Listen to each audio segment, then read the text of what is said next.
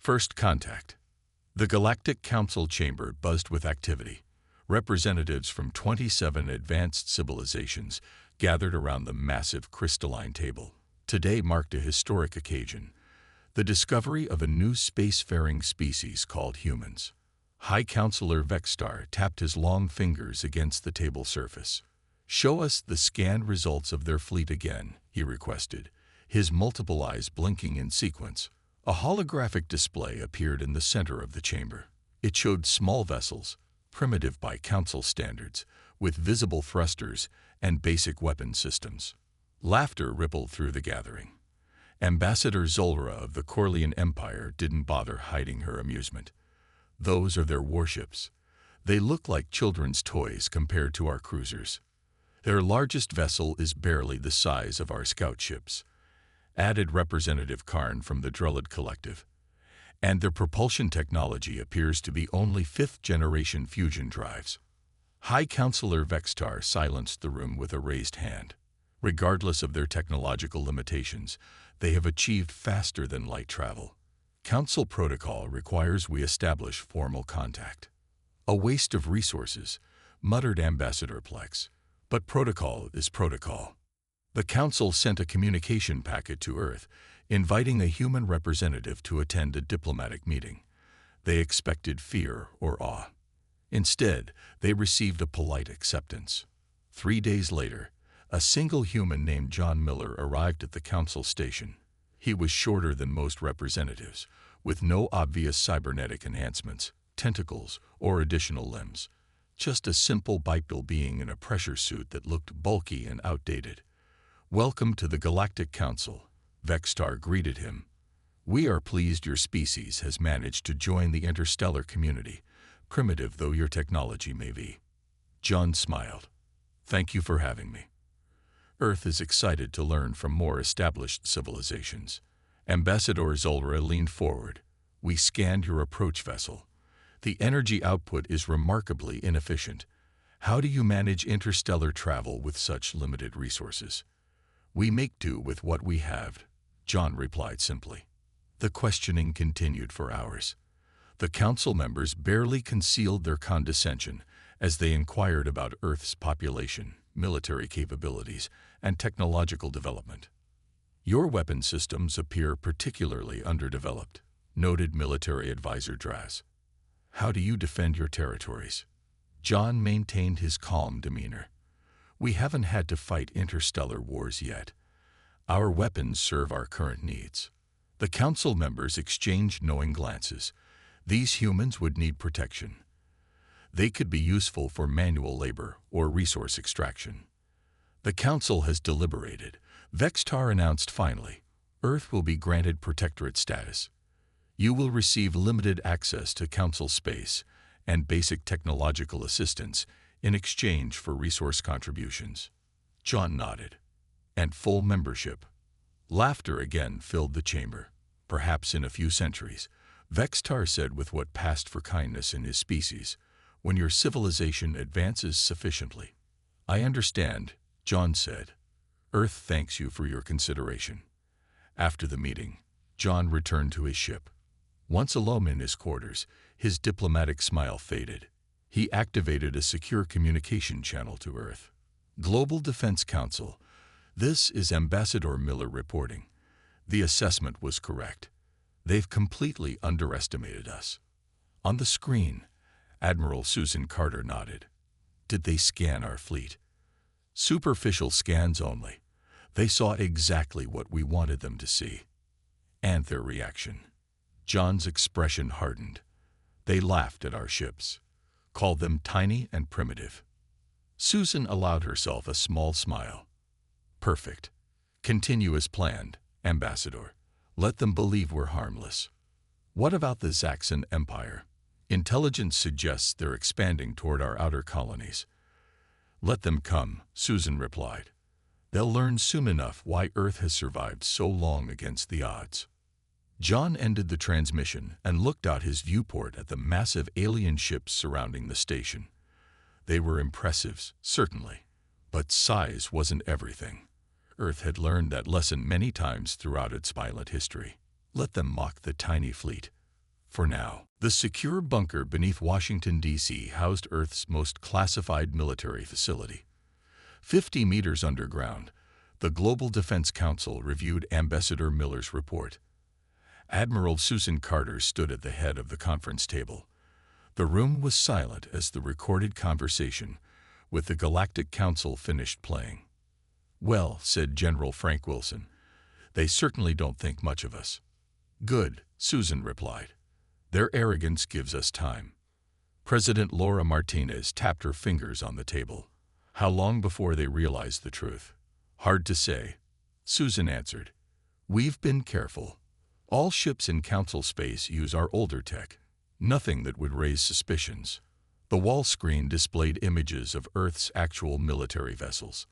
Unlike the bulky, visible engine ships the aliens had seen, these were sleek, with no external propulsion systems. Their surfaces absorbed scanning signals rather than reflecting them. "Show them the Nightshade prototype," Susan requested. The screen changed to show a ship barely larger than a fighter jet. Its dark hull seemed to bend light around it. "This is what we've been developing while they laugh at our primitive fleet," Susan explained. "The Nightshade can deliver the firepower of a destroyer, but appears on scans as just background radiation." Kevin Walsh, chief scientist, stood up. "We've perfected the miniaturization process. A ship 1/10 the size of an alien cruiser can now carry equal armaments." "What about energy signatures?" asked General Wilson. Kevin smiled. "That's where Lisa's breakthrough comes in." Dr. Lisa Green tapped her tablet, bringing up complex equations. "We've developed what we call quantum looping. The energy doesn't radiate outward where it can be detected. It cycles within a closed system until needed." President Martinez nodded. "And the aliens have no comparable technology." "Based on what we've observed, no," Lisa confirmed. "They build bigger because they can't build better. They haven't had to." The room fell silent as everyone contemplated the implications. "History repeats itself," Susan said quietly. "Throughout human history, larger forces have underestimated smaller ones because of visible measurements. The British never imagined colonial farmers could defeat them. The Germans thought their tanks made them invincible in the forests of Russia. And now these aliens think size equals power," President Martinez concluded. "Exactly," Susan nodded. "They judge us by their standards, not understanding we've had to innovate differently." The door opened, and a young officer entered with a datapad. "Admiral, we've received reports from the outer colonies. Zaxxon ships have been spotted near Proxima Centauri." Susan took the pad. "Any direct confrontation?" "Not yet, but their patterns suggest they're mapping our defenses, or lack thereof, as they perceive it," Susan said grimly. She turned to the president. "We should accelerate deployment of the Ghost Fleet. If the Zaxxons are getting aggressive, we'll need our real ships in position." President Martinez nodded. "How many vessels are ready?" 300 Nightshades, 70 medium cruisers with the new cloaking tech, and 5 carrier ships," Susan reported. "All with full quantum looping systems. Move them to the outer colonies, but keep them dark," the president ordered. "No signatures, no visible presence. Let the Zaxxons think those territories are poorly defended." Kevin Walsh cleared his throat. "There's something else you should see." He displayed schematics for a device smaller than a coffee mug. "This is the Firefly," he explained. "It's essentially a miniature sun in a containment field. One of these could disable a ship 10 times its size." "Mass production status?" Susan asked. "We can have 5,000 ready within 2 weeks." President Martinez stood up. "Begin immediate deployment. Let the aliens continue to think we're helpless children in the galaxy. When they learn differently, it will be too late." As the meeting ended, Susan stared at the screen showing the massive alien vessels alongside Earth's supposedly primitive ships. "Sometimes," she murmured, "the smallest predators are the deadliest." Captain Alan Rogers stood on the observation deck of the orbital station above New Terra, Earth's colony in the Epsilon Eridani system. Through the viewport, He watched as 3 massive Saxon warships drifted closer to the colony's airspace. "They're testing our boundaries again," Lieutenant Patricia Sanchez said, joining him at the window. Her dark eyes narrowed as she tracked the alien vessels. "Third time this month," Alan confirmed. "They're getting bolder." The Saxon Empire had been expanding aggressively since humanity's introduction to the Galactic Council. As predicted, they viewed Earth and its colonies as easy targets, primitive worlds with minimal defenses. "Record everything," Alan instructed. "Every violation, every scan they perform. We need documentation for the Council." Patricia laughed bitterly. "The Council won't help. They made that clear when they ignored our last 3 complaints." She was right. The Council had dismissed Earth's concerns, suggesting that humans should be grateful the Saxons hadn't simply claimed their territories outright. Alan's communication device chirped. "Captain Rogers, this is New Terra Control. Saxon vessels are requesting permission to dock for routine inspection of our facilities." "Denied," Alan responded firmly. "Remind them that under Council law, they need prior authorization for colonial inspections." "They say they have Council approval, sir." Alan and Patricia exchanged glances. This was new. "Request verification code." After a moment of silence, Control responded. "They're not providing one, sir. They're moving closer to the settlement." "Alert Defense Command," Alan ordered. "But maintain passive stance. Let's see what they're really after." On the surface of New Terra, 5,000 colonists went about their daily lives, unaware of the growing tension above. The settlement appeared vulnerable, with only basic defensive systems visible to scanning. The largest Saxon ship suddenly accelerated toward the colony's main agricultural dome. "They're charging weapons," Patricia shouted, checking her scanner. Before Alan could respond, a blinding beam of energy shot from the Saxon vessel, slicing through the dome's outer layer. Atmosphere vented into space as emergency systems engage. "They're attacking a civilian target." Alan grabbed his emergency communicator. "New Terra is under attack. Deploy emergency protocols." Patricia was already at the command console. Activating distress beacon. Casualties reported in Agricultural Sector 3. Alan's face hardened. This wasn't a test or a boundary push. This is a deliberate attack. "Sir," Patricia said quietly, "this is an act of war." 3 more Saxon ships appeared from behind the planet's moon. This wasn't a border incident. It was a coordinated assault. "Get me a direct line to Earth," Alan ordered. Authorization code. Sleeping Giant. The code words triggered an encrypted quantum channel. Admiral Susan Carter's face appeared on screen seconds later. "Captain Rogers, report. The Saxons have attacked New Terra without provocation. Agricultural dome breached. Civilian casualties confirmed. They have 7 warships in position." Susan's expression didn't change, but her eyes hardened. "Understood. Deploy defensive measures only. Make it look like you're struggling." "Admiral." "You heard me, Captain. Show just enough resistance to be believable, but let them think they're winning. Help is coming." The transmission ended. Alan turned to Patricia, who looked confused. "We're supposed to let them attack us." "No," Alan said, understanding the strategy. "We're supposed to let them think they're defeating us." He opened a channel to the hidden bunker beneath New Terra's surface. "Colonel, deploy the visible defense systems only." "I repeat, visible systems only." Patricia watched as the colony's outdated defense platforms powered up. They would cause minimal damage to the Saxon ships. "What about the colonists?" she asked. "The underground shelters were completed last month," Alan replied. "Most civilians should already be safe." As the Saxon ships pressed their attack, Alan received a classified message on his personal device. It contained just 4 words. "Ghost Fleet inbound." "Wait." Alan smiled grimly as he watched the Saxons celebrate their easy victory. They have no idea what's coming. The Saxon commander Drez stood triumphant on the bridge of his flagship.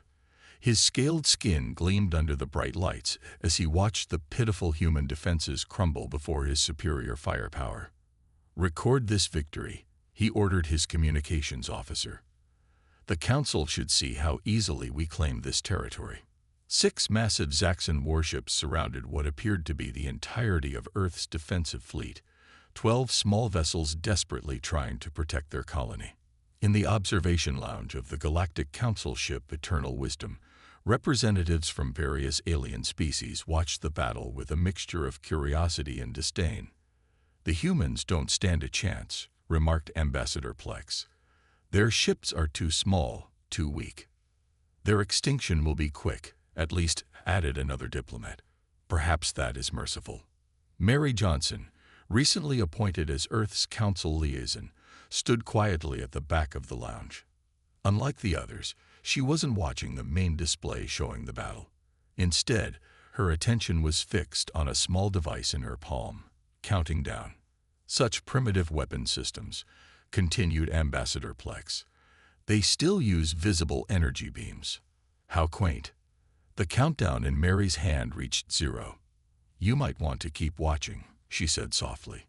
The aliens turned to her with expressions of pity, but their attention quickly returned to the main screen as alarms began blaring. The sensor officer for the Council vessel was frantically adjusting his equipment. "Something's wrong with our scanners," he announced. "I'm detecting hundreds of new energy signatures appearing around the battle zone." "Impossible," replied Ambassador Plex. "There were no ships there a moment ago." But the evidence was undeniable. The space around the Zaxxon warships suddenly shimmered as hundreds of human vessels seemed to materialize from nowhere. They were small, most no larger than shuttlecraft, but they moved with incredible speed and precision. On his flagship, Commander Drez stared in disbelief at his tactical display. "Where did they come from?" he roared. "Scan again." The scan showed nothing, sir, his officer replied, panicking. "The sensors say there are no ships there, but we can see them with our eyes." The first wave of tiny human ships attacked. Instead of the weak energy weapons the Zaxxons expected, each vessel fired what looked like small glowing projectiles. When these projectiles made contact with the Zaxxon shields, they didn't explode. They phased through the energy barriers completely. Within seconds, Zaxxon ships began losing power as the tiny devices attached to their hulls and disrupted their systems. "Shields failing, weapons offline," cried the Zaxxon tactical officer. Commander Drez watched in horror as his mighty fleet became paralyzed by an enemy they had mocked minutes before. Back in the Council observation lounge, the alien representatives stood in stunned silence. "What are we seeing?" whispered Ambassador Zolra. "Those human ships weren't there before." "They were always there," Mary explained calmly. "You just couldn't detect them." The main Zaxxon flagship tried to retreat, but found itself surrounded by 5 human vessels, each no bigger than a quarter of its size. A communication came through on all channels. "This is Captain Steve Bennett of Earth Defense Force. Your unprovoked attack on our colony constitutes an act of war. Power down all systems immediately, or we will be forced to disable your vessels permanently." In the Council lounge, Ambassador Plex turned to Mary Johnson with new respect and fear in his eyes. "You deceived the Council. Those aren't primitive ships." Mary smiled. "We never claimed they were. You simply assumed our technology would mirror yours. Bigger isn't always better." On the screen, the Zaxxon ships were completely surrounded by the human fleet, ships that had been invisible until they chose to be seen. "The humans call it the Ghost Fleet," Mary explained to the stunned audience. "And this is just a small portion of our actual military force." For the first time since the formation of the Galactic Council, complete silence filled the observation lounge. Commander Eric Taylor sat in the command chair of his ship, the Peregrine. Though small by alien standards, the vessel packed more firepower than ships 5 times its size. Around him, 20 similar craft moved in perfect formation. "All squadrons report ready, Commander," his tactical officer announced. Eric nodded. Begin Phase 2. On his display, he could see the disabled Zaxxon fleet. The initial surprise attack had succeeded, but 6 more Zaxxon battle groups were converging on their position. This was the real test. Lieutenant Garcia, is your squadron in position? Eric asked through the quantum entanglement communicator, a system that allowed instant, untraceable communication between human ships. Ready and waiting, sir, came Daniel Garcia's voice. The enemy has no idea we're here. Unlike radio or light-based communications that alien civilizations used, quantum entanglement left no signal to detect. To the Zaxxon reinforcements, it would appear the human ships were operating independently, without coordination. They were about to learn how wrong that assumption was. The first Zaxxon battle group arrived, 15 massive warships arranged in the classic spear formation that had conquered a dozen worlds. Their sensors detected only scattered human vessels, apparently regrouping after the initial confrontation. Easy prey, the Zaxxon Admiral Urath declared. Standard attack pattern, overwhelmed their center and split their forces. But as the Zaxxon ships advanced, the seemingly disorganized human fleet suddenly shifted. Small groups of 5 ships each accelerated in different directions, appearing to flee. They're running, laughed the Zaxxon weapons officer. Shall we pursue? Admiral Urath smiled, showing rows of sharp teeth. Of course. Divide the fleet and chase them down. This was exactly what Commander Taylor had anticipated. As the Zaxxon fleet separated to pursue, hidden human ships emerged from their stealth modes behind each enemy vessel. Execute Hornet Strike, Eric ordered calmly. Across the battlefield, human ships darted around their much larger opponents. They moved too quickly for the Zaxxon targeting systems, which were designed to track massive capital ships, not these agile fighters. Lieutenant Garcia led his squadron against the largest Zaxxon dreadnought. Targeting engines and weapon systems only, he instructed his pilots. Remember, we want prisoners, not casualties. His ships deployed Firefly devices, the miniature energy disruptors that could penetrate shields and disable systems without destroying the vessels. In the Council Observation Lounge, military advisors watched in disbelief. This defies all conventional space warfare doctrine, muttered General Crab of the Duraxian Empire. Their formations make no sense, yet they're systematically dismantling the Zaxxon fleet. It's an ancient Earth strategy, Mary Johnson explained. Guerrilla warfare adapted for space. Why challenge strength with strength when you can exploit weaknesses instead? On the battlefield, the Zaxxon ships were in chaos. Their rigid command structure collapsed when communications were disrupted. Their massive weapons couldn't target the nimble human vessels. Their training had prepared them for grand fleet engagements, not this swarming attack style. Commander Eric Taylor watched with satisfaction as the second Zaxxon battle group arrived, only to fall into the same trap. His display showed all enemy positions, while the Zaxxons were fighting blind. Sir, his communications officer reported, Admiral Carter is asking if we need reinforcements. Eric looked at the battle map. Of the 39 Zaxxon warships that had arrived, 32 were already disabled or surrendering. Not a single human vessel had been destroyed. Tell the Admiral the situation is under control, he replied. But she might want to prepare a statement for the Council. I think we've made our point. As the last Zaxxon flagship attempted to retreat, it found itself surrounded by Daniel Garcia's squadron. The massive ship, over 2 kilometers long, was neutralized by 5 human vessels, each no larger than a 20th of its size. Sometimes, Eric murmured, watching the Zaxxon captain signal surrender, it's not about how big the dog is in the fight. His tactical officer smiled, completing the old saying, it's about how much fight is in the dog. The Grand Chamber of the Galactic Council had never been so crowded. Representatives from every member species packed the tiered seating. Many stood along the walls, unwilling to miss this historic emergency session.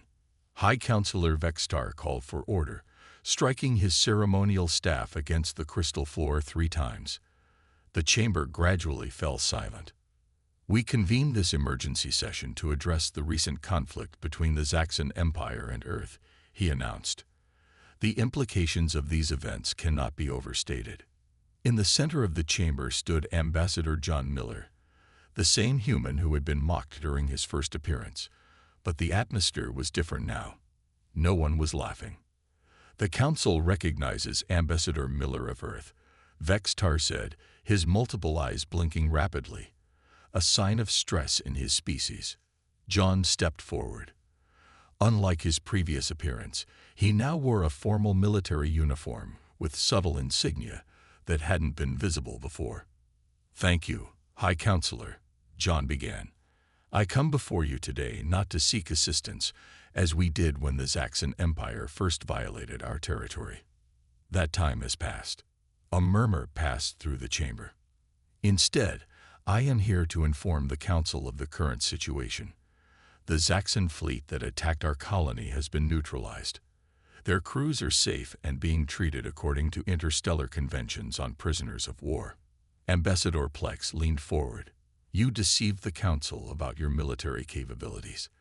That is a violation of transparency protocols." John smiled slightly. "With all due respect, Ambassador, we did no such thing. We never claimed our ships were primitive or ineffective. You assumed that based on their size and appearance. But your vessels were invisible to our sensors," protested another representative. "We developed technology suited to our needs," John replied.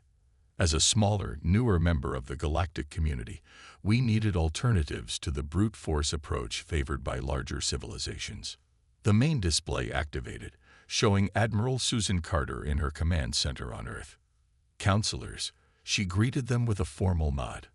"I've been authorized by Earth's leadership to share some of our capabilities with you, as a gesture of good faith." The display changed to show schematics of human stealth systems, quantum entanglement communications, and miniaturized weapons platforms.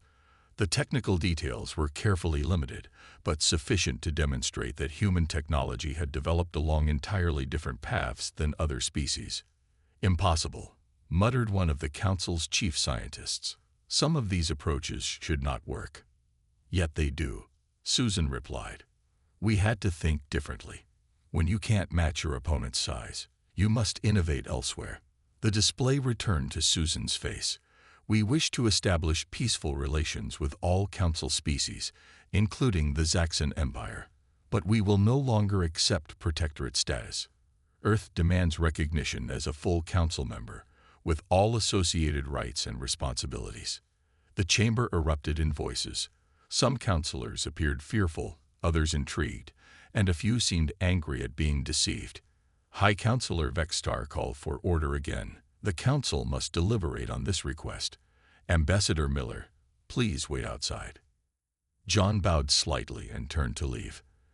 As he reached the door, Vextar called after him. "Ambassador, one question before you go.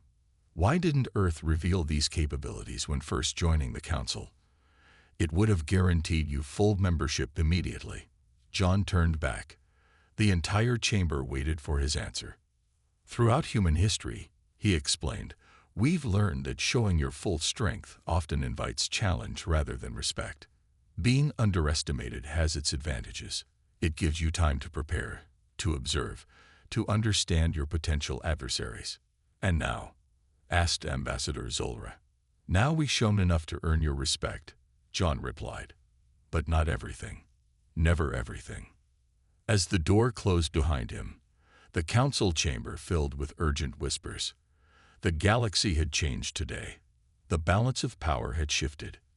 And it all started because they had mocked the tiny fleet. 6 months after the confrontation with the Zaxxon Empire, the landscape of galactic politics had transformed completely. Earth wasn't just a full member of the Galactic Council. Humans now chaired 3 major committees, including defense and technology innovation. In orbit around a war-torn planet in the Kepler system, Captain William Howard directed humanitarian operations from the bridge of his ship, the Samaritan. Though designed for medical and disaster relief, the vessel contained the same advanced technology as Earth's military fleet. The last refugee transport is away, Captain, reported his first officer. That's all 12,000 civilians evacuated safely. William nodded. Excellent work. Set course for the next location. The Samaritan moved gracefully through space, accompanied by 2 smaller vessels. This humanitarian mission was one of 20 currently operating throughout the galaxy, all led by human ships. What once would have taken months with conventional evacuation methods was being accomplished in days. On Earth, Admiral Susan Carter walked through the newly established Galactic Military Academy. Beside her strode General Krav, the same Duraxian military advisor who had watched in amazement as human ships dismantled the Zaxxon fleet. "Your training facilities are smaller than I expected," Krav remarked, looking around the compact campus. Susan smiled. "Size isn't everything, General. A lesson we've been teaching across the galaxy." Alien cadets trained alongside humans, learning tactics that emphasized adaptability over brute force. Officers from a dozen species studied in classrooms where the walls themselves were advanced displays showing battle simulations. "The Council was wrong about your species," Krav admitted. "We judged you by standards that didn't apply." "A natural mistake," Susan replied, "but an instructive one." In another part of the galaxy, a diplomatic summit between the Zaxxon Empire and Earth concluded with the signing of a non-aggression pact. Ambassador John Miller shook hands with the Zaxxon High Commander, both surrounded by representatives from previously ignored species who now found themselves courted by the major powers. "Your tactics have changed the way we think about warfare," the Zaxxon admitted quietly during the reception. "We've begun reducing the size of our ships and focusing on maneuverability." John nodded. "And we've learned from you as well. Sometimes a show of force has its place." The Zaxxon seemed surprised. "You've adapted our strategies." "Humans are excellent borrowers," John explained. "We take good ideas wherever we find them." In a quiet research facility on Mars, Dr. Lisa Green led a team of scientists from 7 different species. Together, they worked on applications of quantum looping technology beyond military uses. The energy efficiency could solve resource scarcity on dozens of worlds. She explained to the visiting dignitaries. What began as a way to hide our ships from sensors might end up powering a new age of prosperity. But perhaps the most profound change was happening in a university on a distant world. Dr. Zik, a renowned alien anthropologist, had embarked on a comprehensive study of human history.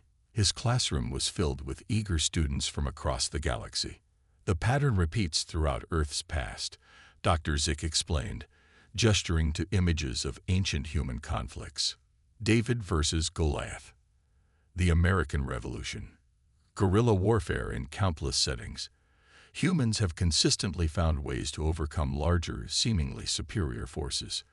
A student raised a tentacle, so their strategy against the Zaxxons wasn't new. "Not at all," Dr. Zik replied. "It was merely the latest application of a lesson humans learned millennia ago. They had been conditioned by their own history to use perceived weakness as an advantage."